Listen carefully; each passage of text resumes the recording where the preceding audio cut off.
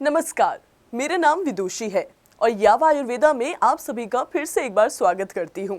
और आज इस वीडियो में हम लेके आए हैं किडनी पेशेंट्स के कुछ सवालों के जवाब जो हर बार एक किडनी पेशेंट के दिल और दिमाग में आते हैं। वो है डायलिसिस से कैसे बचा जाए, क्या डायलिसिस का कोई इलाज है, किन किन चीज़ों का परहेज करें, क्या क्या चीज़ें खा सकते, वगैरह वगैरह। तो आज कोशिश करूंगी कि आपके सवालों के जवाब आपको मिल जाएं। आइए सबसे पहले हम समझते हैं कि हमारी बॉडी को डायलिसिस की ज़रूरत आखिर क्यों पड़ती है।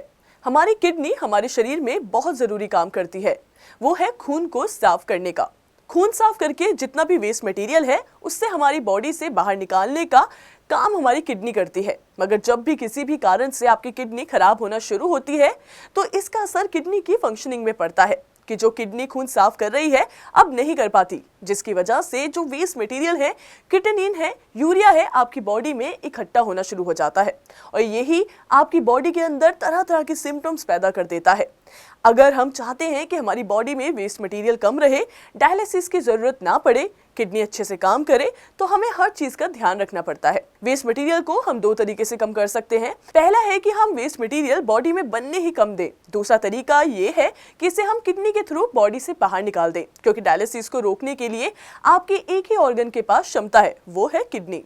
तो पहले बात करते हैं किडनी के बारे में कि कैसे हम किडनी को सुधार सकते हैं। किडनी अगर कम काम कर रही है तो इसके पीछे कोई कारण जरूर होगा। वो कुछ भी हो सकता है, वो हाई ब्लड प्रेशर हो सकता है, या डायबिटीज हो सकता है, या आप सॉल्ट इंटेक ज्यादा कर रहे हैं, या आपकी बॉडी के अंदर एसिडिक एनवायरनमेंट बढ़ रहा है, या कोई और वजह।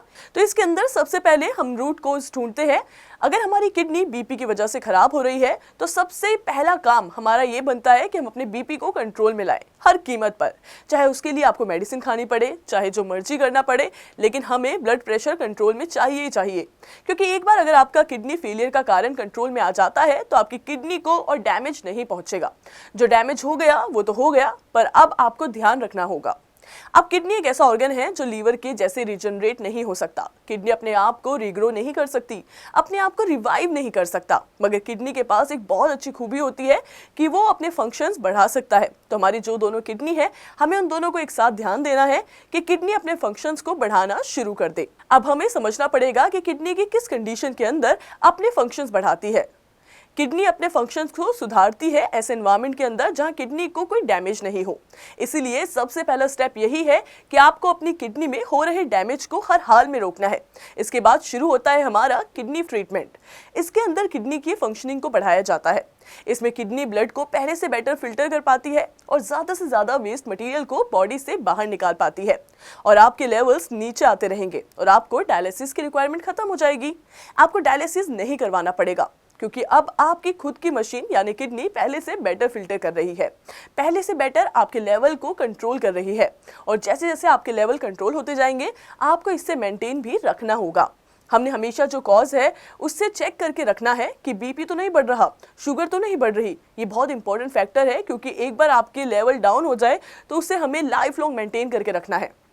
जो इन बातों को समझ लेता है वो पेशेंट काफ़ी हद तक अपनी जो कंडीशन है उसको सही रख सकता है, डायलिसिस से बच सकता है, ट्रांसप्लांट से भी बच सकता है। तो कुछ फैक्टर्स हैं जिनको कंट्रोल करने से हमारा क्रिएटिनिन कंट्रोल में रहता है, जैसे प्रोटीन इंटेक हमने कम करना है, हैव एक्सरसाइज हमें नहीं करनी है, कोल्ड क्लाइमेट से बचकर रहना है, फीवर से बचकर रहना है। वही बात यूरिया की करें तो यूरिया एक ऐसी चीज़ है जिसे हम कंट्रोल नहीं कर सकते हैं, ना ही डाइट से ना ही मेडिसिन से। ये जो यूरिया है ये किडनी के थ्रू ही बाहर जा सकता है। किडनी है इकलौता ऐसा रास्ता है जो यूरिया के अमाउंट को कंट्रोल कर सकता है। अब अगर पोटेशियम की बात करें तो हर खाने पीने की चीज़ में हमें पोटेशियम दिखता है, किसी के अंदर कम, किसी के अंदर ज़्यादा। तो हमें उन चीज़ों को सिलेक्ट करना पड़ता है जिनके अंदर पोटेशियम की मात्रा कम अमाउंट में हो। तो कम पोटेशियम हमारी बॉडी में जाएगा, जिससे किडनी को बाहर निकालने के लिए कम काम करना पड़ेगा। इन सब बातों को आपको बहुत ध्यान रखना है ताकि आपकी किडनी सही से काम करे, आप डायलिसिस से बच सके। मैं उम्मीद करती हूँ इस वीडियो से आपके काफ़ी सवालों के जवाब मिले होंगे, आपको बहुत कुछ समझ आया होगा और ये भी समझा होगा कि आपको क्या करने की ज़रूरत है और क्या नहीं। फिर भी अगर आपके माइंड में किसी भी चीज़ को लेके कोई भी डाउट्स हो, कुछ भी आप पूछना चाहते हो, तो हमारे डॉक्टर्स अवेलेबल हैं, आप उनसे नीचे दिए गए नंबर पर बात कर सकते हैं। इसी के साथ मैं अब सभी से विदा लेती हूँ। जल्द ही मिलेंगे हमारी अगली वीडियो में ढेर सारी जानकारी के साथ। तब तक के लिए आप सभी अपना ध्यान रखिएगा। नमस्कार।